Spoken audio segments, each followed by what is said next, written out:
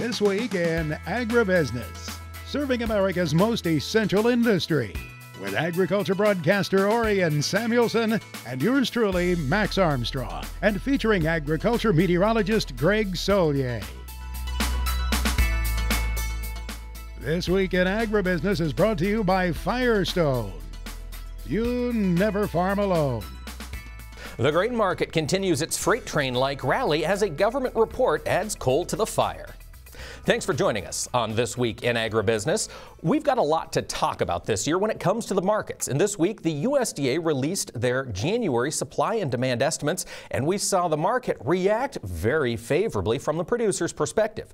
USDA reduced corn yield by 3.8 bushels per acre, also reduced a little bit of exports and ethanol demand. And on soybeans, we saw the yield drop by half a bushel per acre, but we continued to see the crush grow and exports. So there's a lot to dig into when we talk markets, so we'll spend a little more time this week digging into those numbers with our friend Darren Newsom. But first, Chad Colby promised us part 2 on his segment. Let's see what he brings to the table. Chad Colby's look at agriculture technology comes your way next, brought to you by the IBM Watson Decision Platform, combining AI with Internet of Things data to help agribusiness increase yields, improve quality, and drive sustainability.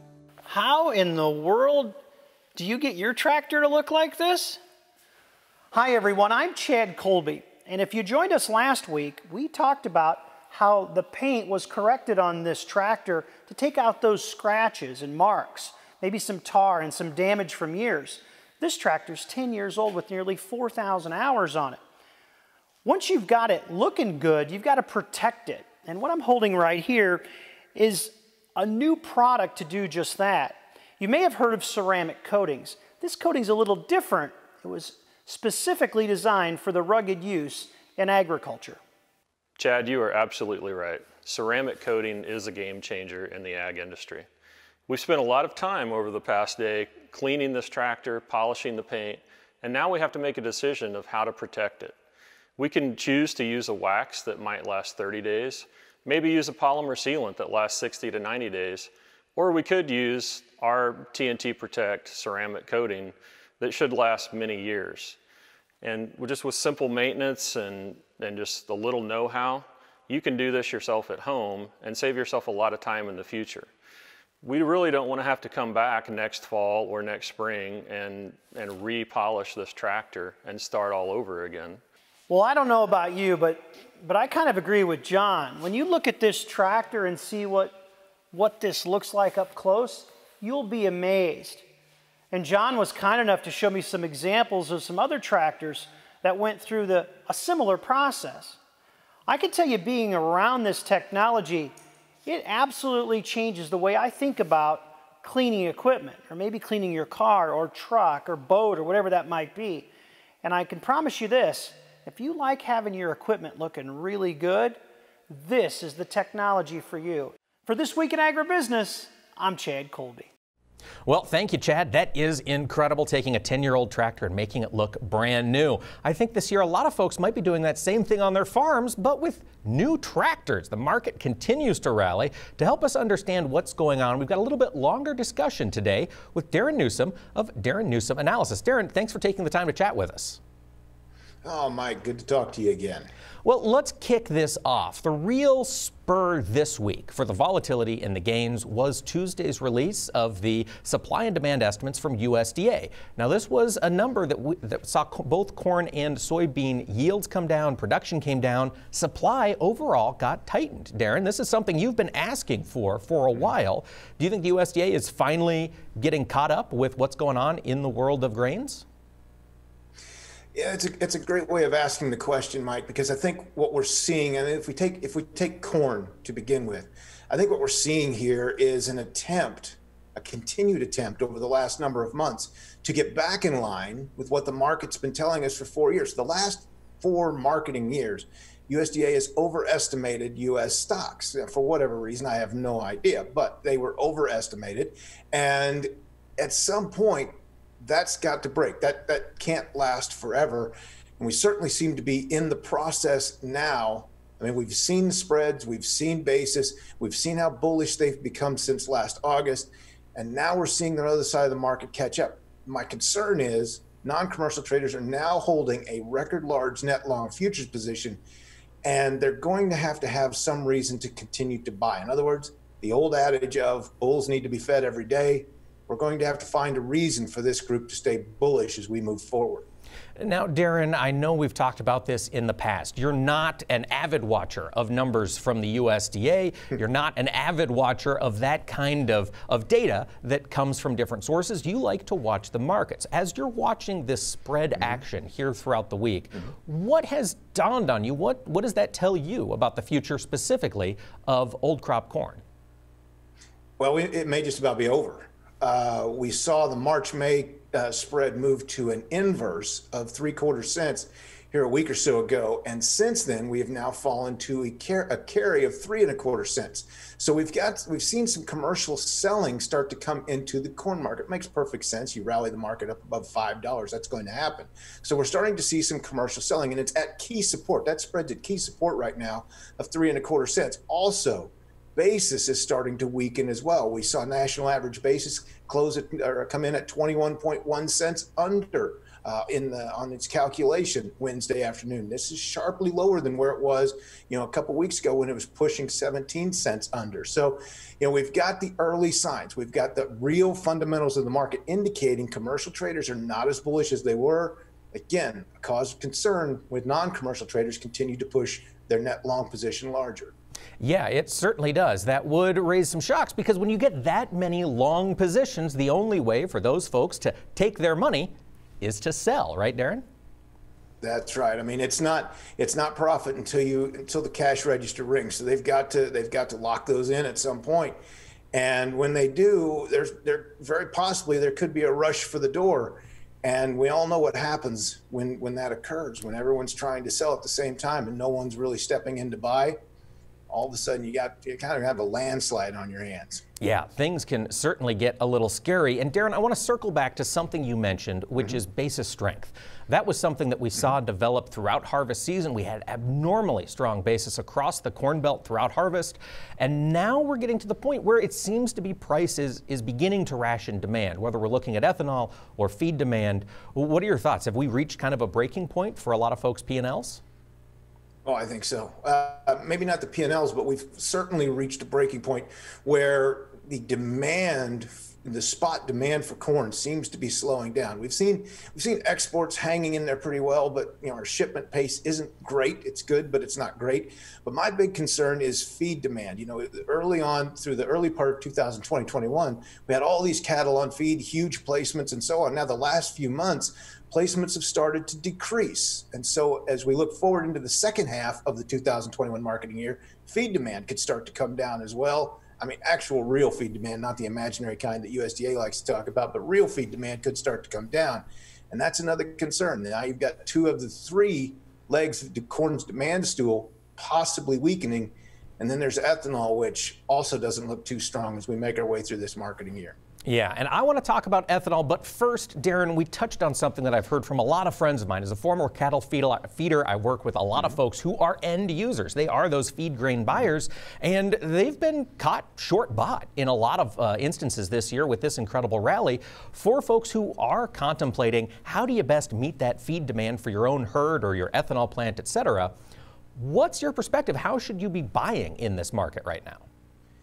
Well, there's 2 different ways of going about it. One, actually, if we just want to look at buying, you have to just piecemeal it in at this point, then wait for a larger, possibly seasonal sell-off to get some longer-term needs covered. On the other hand, what I've been hearing, ethanol plants might just shut down. Feeders, those who are in the cattle industry, they're just not buying feeder cattle. They've told their buyers, don't bid on anything. We're not going to buy feeders until they back way off. And so this has put some pressure on the feeder cattle market as well of late. So, you could either try to piece some corn in or just not have the reason for the demand to begin with.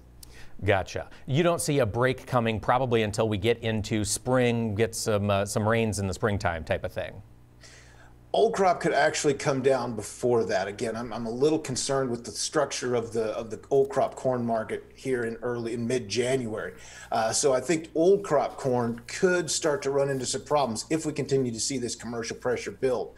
New crop, I think it's going to hang in for a while. Like you say, spring, summer, there's a lot of issues in the new crop markets right now between soybeans and corn. Both are saying they need more acres next year, so we'll have to see how this plays out over the spring.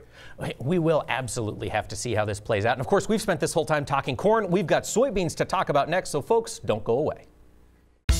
This portion of This Week in Agribusiness is brought to you by the Soybean Checkoff. Tips, videos, how-tos, and more. If it has to do with ag tech, you'll find it in the Tech Tool Shed, your unbiased one-stop resource.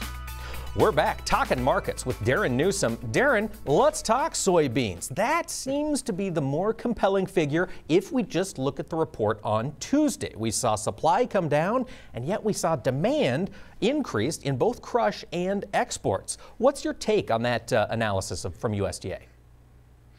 Well, as far as analysis of USDA, I have no clue. I mean, most likely they're not correct, but that's just a good starting point no matter what the year, what the crop. I'm going to surprise you a little bit here, Mike. You and I have known each other for a long time. And I'm going to go out and say, and it's something that I've been saying for quite some time, I have not, over my 30-some years doing this, seen a commodity market as bullish as what I see in soybeans right now, in the U.S. soybean market right now. We can look at a cost of carry table that shows the forward curve for however far out we want to look, and that's nothing more than all the future spreads combined together. And it is inverted as far out as we want to look. That is as bullish a situation as you could possibly have. Now, the marketing year that comes to mind, and I do not believe in analogous marketing years before anyone starts getting excited about that, but the closest thing that comes to mind is 2013-14, when USDA for months told us we had more than 100 million bushels, everything was fine, this, that, and everything else. And by the time we got to the September quarterly stocks number, we had 92 million bushels. We could actually be, if we look at stocks to use, we could actually be tighter than that at this point. We have no idea how tight it actually is. We just know that the futures market, the future spreads and bases, telling us this is an extremely bullish situation that hasn't shown any signs of cracking at this point. So I want to dive into that comparison and not using it as an analogous year, but just as a year in which we've experienced something similar. And I mentioned that because USDA mentioned the 2013 soybean crop in their report. They said this year, this January's carryout is stocks to use is the smallest stocks to use since 2013.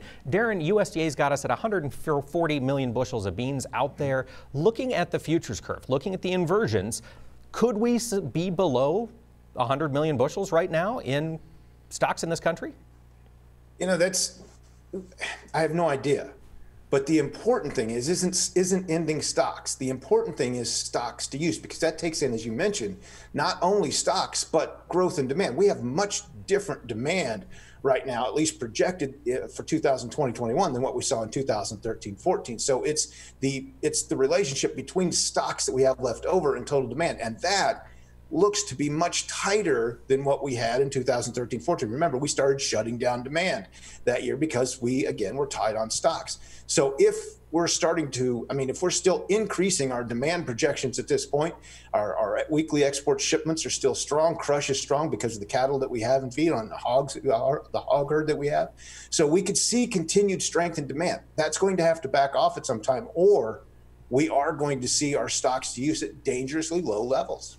Well, Darren, one of the areas that did see demand grow throughout 2021, according to USDA, was exports. Of course, we've had a lot of weakness in the U.S. dollar, but we're still working a lot with China, who has been known to cancel purchases in the past. What are you watching out for as you assess the strength of this export demand? What we've got, we have to let's shape this, in a different way. We didn't see any exports for much of the 2019-20 marketing year. It was only the very last, and then carrying over into early 2020-21. Why is that? Because China basically ran Brazil out of soybeans, out of available soybeans, even Argentina. So now what we've got is they're covering their secondary needs, waiting for the next harvest. So the big issue in our soybean export story is how big a crop is Brazil going to actually have? Because they're still the primary source for China, unless we see something change in the trade relationship, in the global trade relationship of soybeans, where the United States becomes a major player again. It's a possibility. It's not a given. Right. And another way that possibility would come to fruition is that the dryness in Brazil persists. I know you're not a fundamental news kind of guy, but when you look at the excitement you're seeing in the futures curve right now, is that indicative of traders who expect dryness to continue down there? Absolutely. I mean, that's exactly what the future spreads are showing us, is that there is a problem. There is a global problem with supplies, and much of that has to do with the weather that we've seen in Brazil. You know, we can also watch the orange juice market. Historically, that was considered the Brazilian weather market. It's skyrocketing as well. There's other things involved in the orange juice at this point. But if we look at, just some of the indicators that we have, fundamentally, absolutely, basis here in the United States and certainly future spreads telling us there's a real concern over Brazilian production because of the weather that we've seen over their summer. And dryness has been a concern not just for beans in Brazil, but it's been a concern for wheat globally. Darren, what's your update on the wheat market as we close out our conversation? It's been incredible. We've got futures markets. Let's look at Kansas City markets just skyrocketing here recently. But basis is holding together relatively well. I just posted a study on that on Thursday morning. Basis is holding together strong. Futures markets going higher. It's still dry across the southern plains. We did, supposedly we saw more wheat acres planted. That would make sense because, last year we were at a 100-year low. So I think folks did probably go in with some more wheat acres. There was a nice rally. This market looks pretty solid. Mike, we might want to stay around for a while as well. Stay around for a while? Are you aggressively pricing wheat, or do you want things to run a little bit more? I never aggressively price wheat, because if it doesn't rain, what you think might be a 50 bushel per acre crop turns into a 10 bushel per acre crop. So you can't be overly aggressive. But as I tell folks, if you can price in a little bit, take advantage of these prices a little bit at a time, do it. Then let's see what else we can do as the market continues to move. And movement, Darren, is expected, right? You think this volatility will persist through planting? I think it will. It's actually pretty quiet right now. Not only is the crop in dormancy, but the market's in dormancy as well. But I think that is going to get active. We're going to hit halftime of winter here this weekend. We're going to move forward, get closer to coming out of dormancy in spring. Then things get exciting. Things could take off. Darren Newsom Analysis. As this grain rally continues, growers might be looking to spend some money, and they can certainly find great ideas at the Farm Progress Show virtual experience. We'll have footage from that event coming up.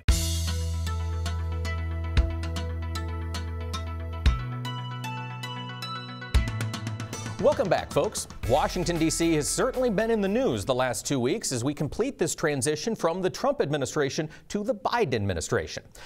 Earlier this week, Max had the chance to talk with Undersecretary of Agriculture Bill Northey. He's a former Iowa farmer, took his role with the Trump administration, and spent 4 years with USDA making things better. Max had the chance to sit down and talk through this history with Bill and get his thoughts on what might just be left undone.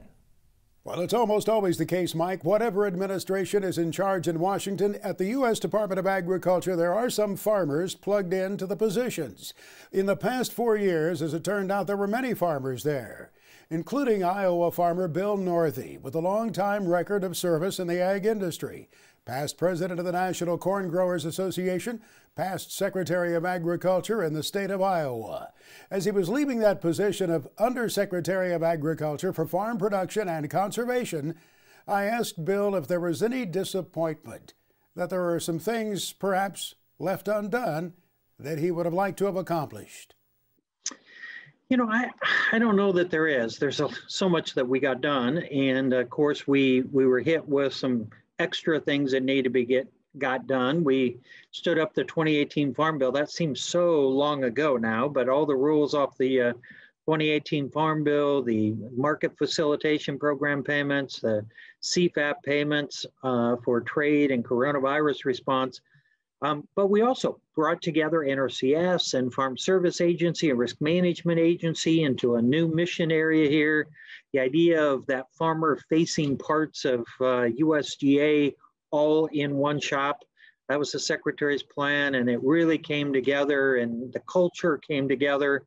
We improved some of the management styles here, like having dashboards and providing some more information to our managers to get stuff done. So a lot of things that were not obvious to folks in the countryside, we're still getting done.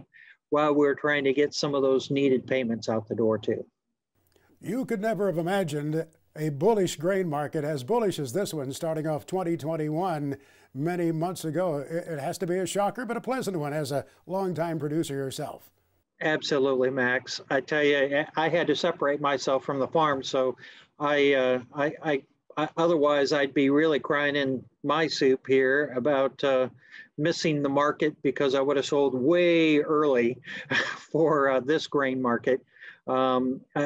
But it's really nice to talk to producers that are able to say, I can do a cash flow for 2021 that's positive when I sit down with my banker. I'm actually looking forward to going into my banker this year, where we've had a few years here in the past that folks really haven't been looking forward to that conversation. A big part of the income story for many producers in 2020 was that government contribution to the bottom line. That's going to go away, is it not?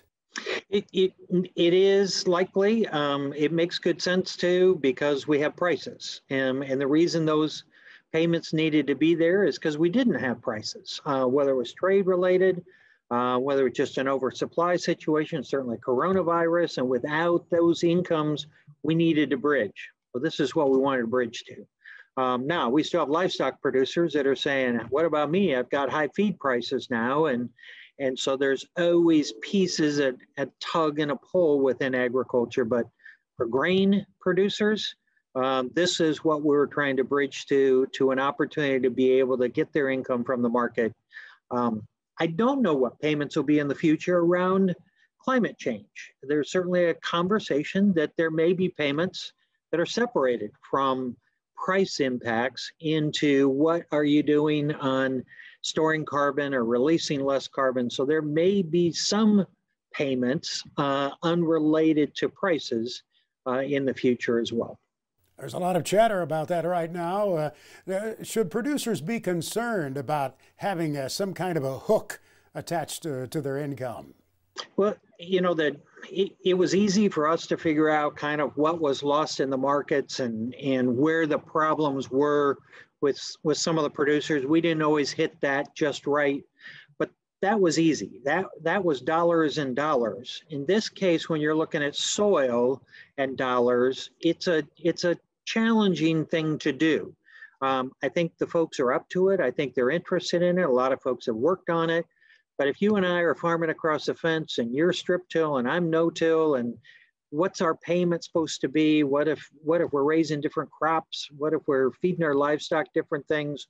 Sorting those payments out so that they're right for each group of folks is going to be a challenge. I do think it's the right challenge, though, to be able to be talking about, you know, rewards rather than penalties around the climate market. So it's a good thing, but it is still important to get it right when it's put on the ground too.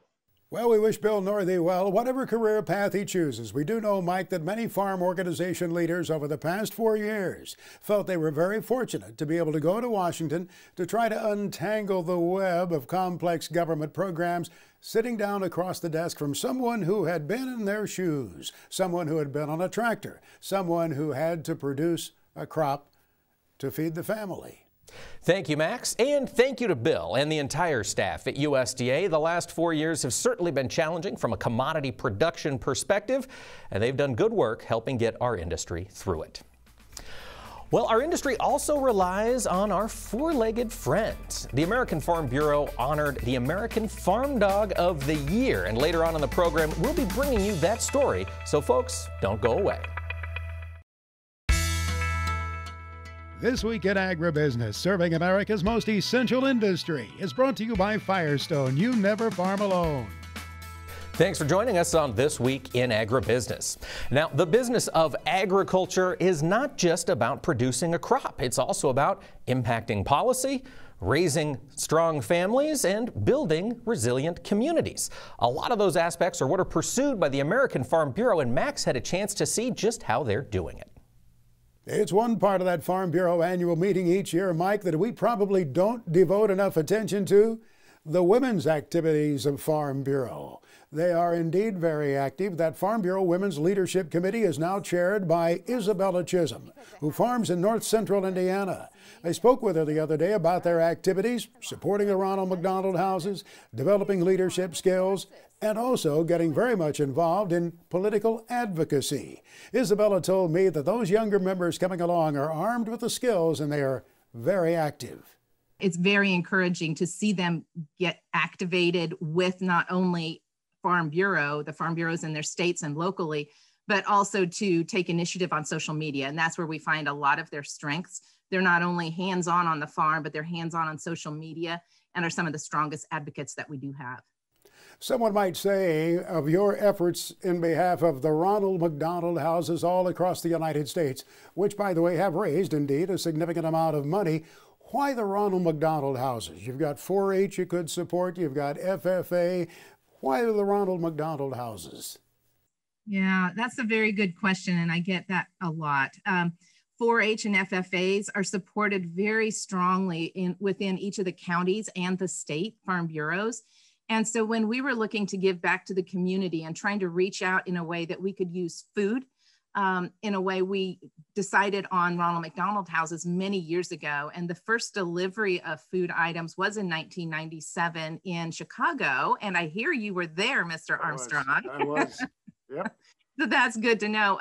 But really the reason that we do choose them continually is because it's a way of supporting not only our rural families, but also making a connection with our urban families.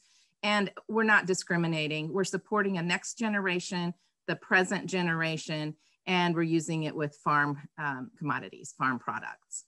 Isabella Chisholm, who's on the farm with her husband Kent in north central Indiana, Howard County, Indiana. She's the new chair of the American Farm Bureau Women's Leadership Committee, also second vice president of the Indiana Farm Bureau.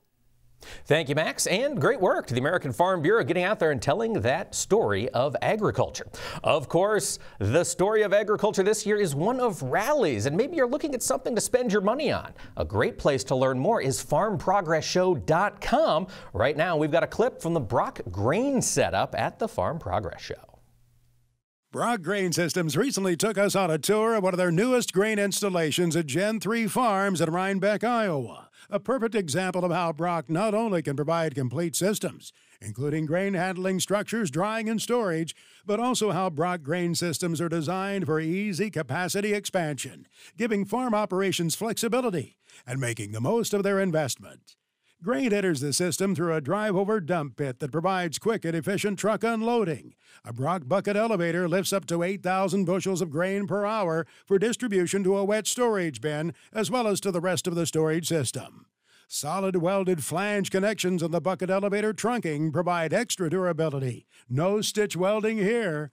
And pre-engineered components using Brock's slot and tab design provide perfect alignment during tower construction for fast, easy installation.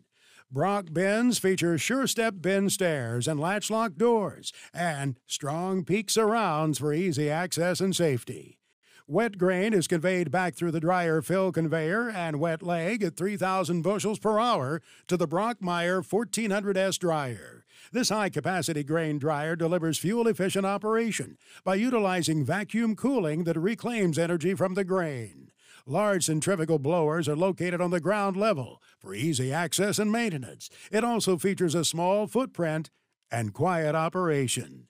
The drying system is managed by the Brock Intua Dry Controller, using solid-state components for easy maintenance and advanced software to deliver reliable and intuitive dryer management.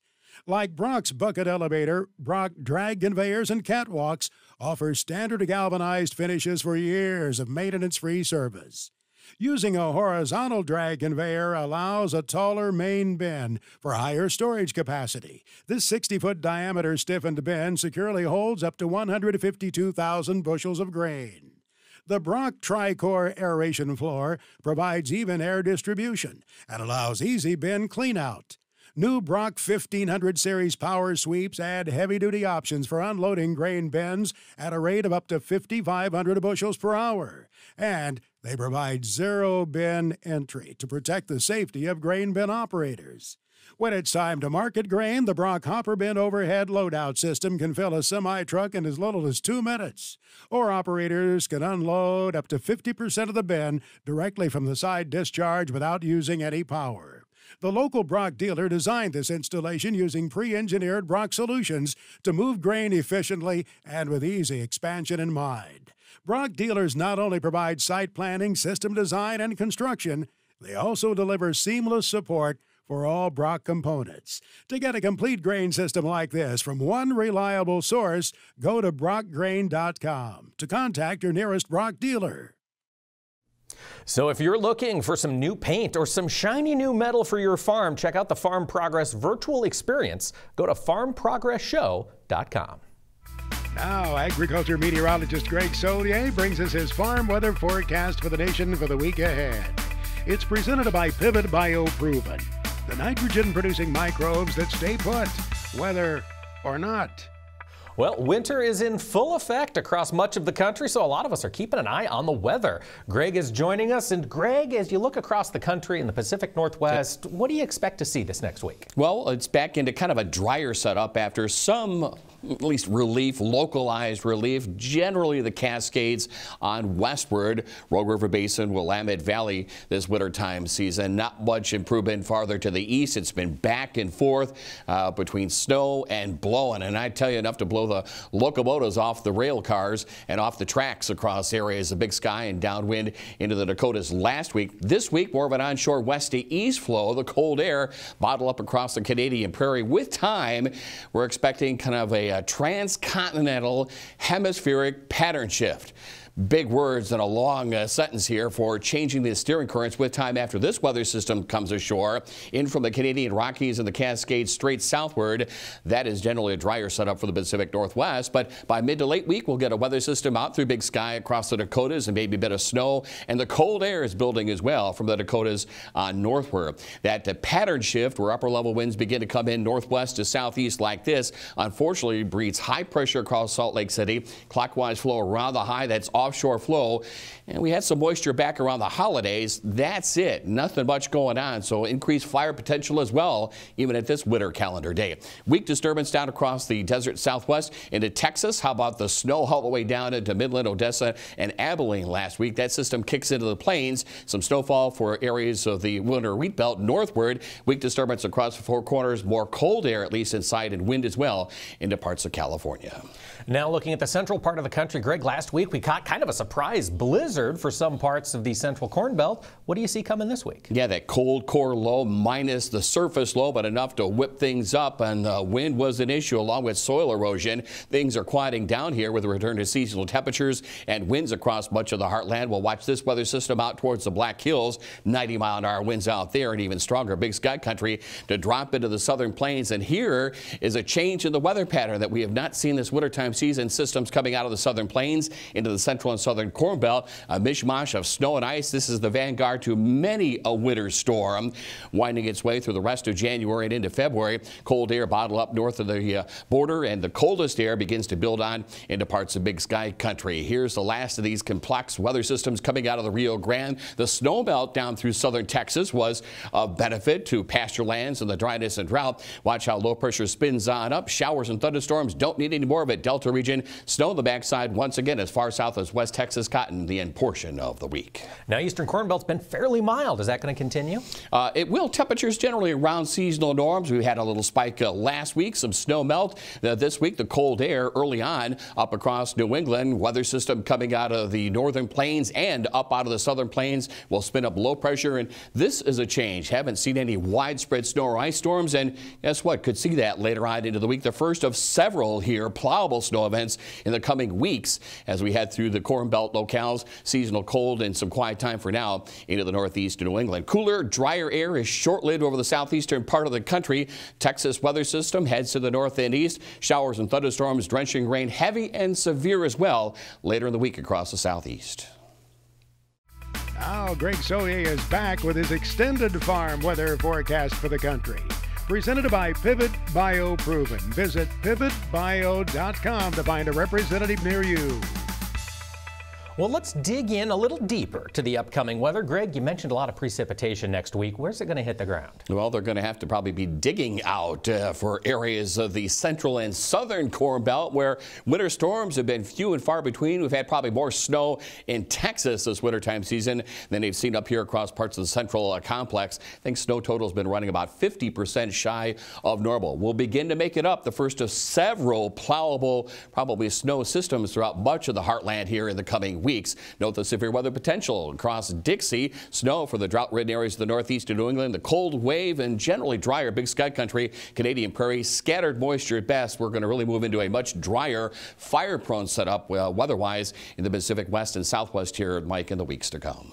Well, so what are you seeing as the month of January comes to an end? It looks like cold air. It's been bottled up for now, beginning to build on southward here as we move on through the last week of January. Cold and very cold over about the northwestern two-thirds of the country. Some warmth down here, but anytime you get this temperature contrast, this buckle right across the heartland, you get this set up here. This is maybe good news for parts of the drought areas of the northern Rockies, Pacific Northwest. Not good California, not good over the southeast, and again a stormy winter storm setup actually for the plain states across the Corn Belt into the northeast of New England in the waning days of January. Now that first week of February, do you expect to see that pattern shift you mentioned earlier be in full effect? Maybe too wild for even the groundhog to come on out, I think, and too cold for that matter. Here's the cold nudging southward. Some freezes into the southern valleys of California, desert southwest, some warmth here. Note the pool of cold air locked in, and again this U-shaped configuration. Jet stream winds are riding north to Alaska and north across the Atlantic, so we buckle them right here and you come up with this stormy setup. Pacific Northwest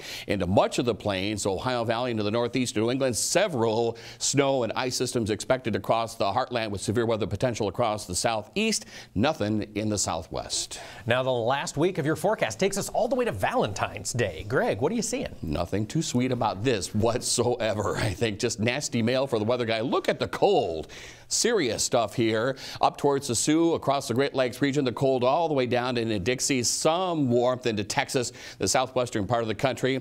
What else is new? You wanted the moisture, you got it, and it will be of the shoveling variety in many areas of the plains and Corn Belt too.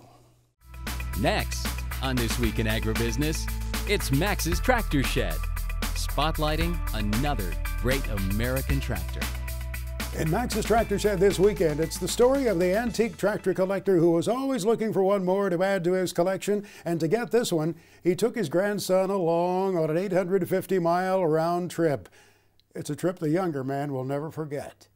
Max's Tractor Shed is brought to you by Store-Lock Tool Cabinets. You've seen those flimsy, wobbly ones, and you thought, they're not up to the task. That's not Store-Lock. Store-Lock is rock solid in every way. Check out what they have at storelock.com. Well, I knew tobacco farmer George Everett. George farmed in eastern North Carolina. He loved his farmalls. I remember meeting him at the Half Century of Progress in Illinois. And George was always looking to add one more farmall to his collection if it was the right tractor. And he found one in Pennsylvania. He decided to go get it a little more than 3 years ago and took his grandson, Drew Gordon, along with him. Drew told me it was a trip he'll never forget. They encountered snow along the way and went up into the mountains to a quaint home to get that F-14 and bring it back to North Carolina, a round trip of more than 850 miles. The tractor got out of the family for a short period of time when Mr. Everett passed away 1 year after that journey with his grandson to go get that tractor. But Drew Gordon has it back in the family now, and it's there to stay, I'm sure. That F-14 made in 1938 at home these days in Kinston, North Carolina. Well, let's see what's crossing the block at Big Iron Auctions this weekend. Here's the report from Mark Stock. Well, Max, January the 20th, BigIron.com will feature over 600 items from 14 different states. The Kenneth Olson Retirement Auction from Kennard, Nebraska will be selling a John Deere 9670 STS Side Hill Combine. They've also got a 2012 Challenger MT 655D mechanical front tractor and a Brent 780 grain cart with a scale. Pecan Corner LLC out of Jonesboro, Arkansas. They've got a John Deere 9650 Straw Walker Combine. Check that out. Pillow Farms from Yazoo City, Mississippi. They've got a 2016 John Deere S680 four-wheel drive combine, only 891 hours. They've also got a 2018 John Deere 8320 mechanical front tractor. We've also got Roger Balfour from Nehawka, Nebraska, selling a pair of John Deere S660 combines and a John Deere 8220 mechanical front tractor. Richard Miller from Prior Lake, Minnesota, they've got a 2011 McCormick mechanical front tractor with a loader and a snowblower, only 54 hours on this machine. Miller Farms from Topeka, Kansas, they got a 2000 model Caterpillar CH35 track tractor. Just a great selection of combines and tractors selling on January 20th on BigIron.com. The FFA Chapter Tribute is sponsored by Nationwide, the #1 farm insurer in the country. To register your FFA chapter, go to nationwidesupportsffa.com. That's nationwidesupportsffa.com. Nationwide, we stand for you. Well, we continue our tribute to FFA here on This Week in Agribusiness, and this week we're continuing to learn about the Illinois state officers. Joining us this week is Margaret Vossen. Margaret, tell us a little bit about your life. What got you into FFA? Totally. I actually grew up in a small rural community of Sublette, Illinois, and I had about 450 people, and my dad actually came from a farm, so I grew up also going to my grandma's farm and helping her with the chores or just housework and learning about her life when she grew up on a dairy farm when she was little. And I also have 3 older sisters that also happen to be in FFA, so getting into FFA was definitely a family tradition after them. That is great to see it run so deep. Now, Margaret, I want to ask you, for those of us who have never been involved in officer roles, what is the job of the state reporter? Well, I take a lot of pictures. I am one of the only that know how to work the camera and go around the server and edit the photos. So I definitely take a lot of photos and edit them and do all the videography that we have definitely had to do a lot more of this year. So that's almost my primary role. But otherwise, a lot of the duties between the 5 major state officers are divvied up evenly. So we all do newsletters, we all do Canva posts, we all work with Facebook and social media. It's just whoever has time some of the days. Gotcha. And this year's a challenge with folks being remote, I would imagine, in some places. Yes, definitely. But thankfully, we have virtual platforms like Zoom and Google Hangouts that we can definitely connect with those different chapters when they are straight at home or even in their schools. So these virtual platforms have been amazing for our connection. Fantastic. Thank you so much. Margaret Vossen, Illinois State Officer. Dogs are found on farms across the country, and the American Farm Bureau wanted to honor that. So they recognized the Farm Dog of the Year, and that's coming up.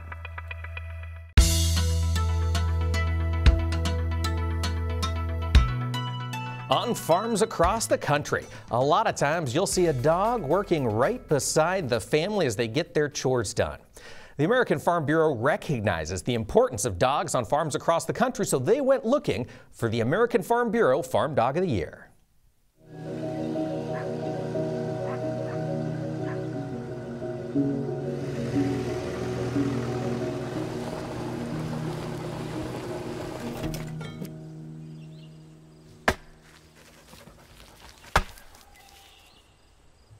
I think Bindi excels at the farm dog work because she has an intense loyalty to me. I don't have to ask her to come with me. I know that she's always there.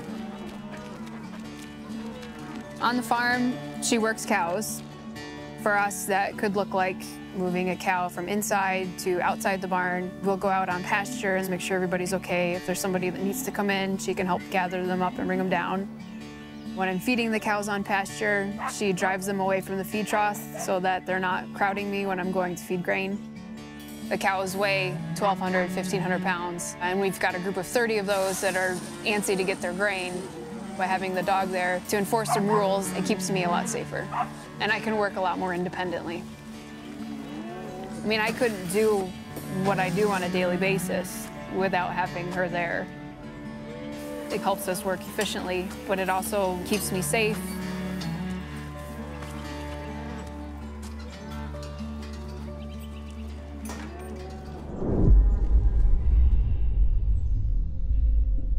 So last spring, I went into a pen to sort heifers out, and When I came around a corner, I felt something bump me in the back and turned, and a heifer was charging me. Before I could really react, she had me pinned to the ground. And being against the headlocks, I couldn't just crawl out. Nobody else was around. I knew the dogs were there, but I didn't know exactly where, so I started calling Bindy's name. A few seconds later, I saw her feet trotting around the outside of the pen. You don't train for the contingency that, okay, now I'm laying on the ground and I can't show her exactly where I need her to go. And so then I gave her her cue to push the animals around to the back side of the freestall as if we were gonna clean the barn. She did it perfectly. She started pushing him around, the heifer let off, and I got out of there before she could come at me again. The dog was the only thing I had there, you know, to give me a chance to get out safely.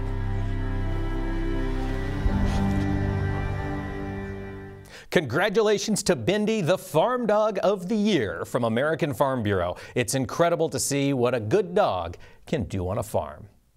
Thanks to all of you for taking the time to join us this week. Agriculture is in an exciting era, and we're going to be here on This Week in Agribusiness to bring it to you each week. We'll look forward to seeing you next time. Closed captioning for This Week in Agribusiness is brought to you by Kubota. Shape your world.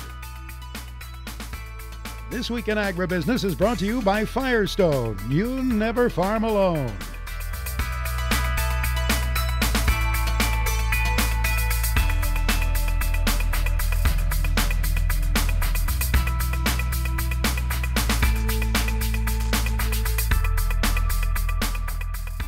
This Week in Agribusiness is produced by Omax Communications in association with 22 Creative Group.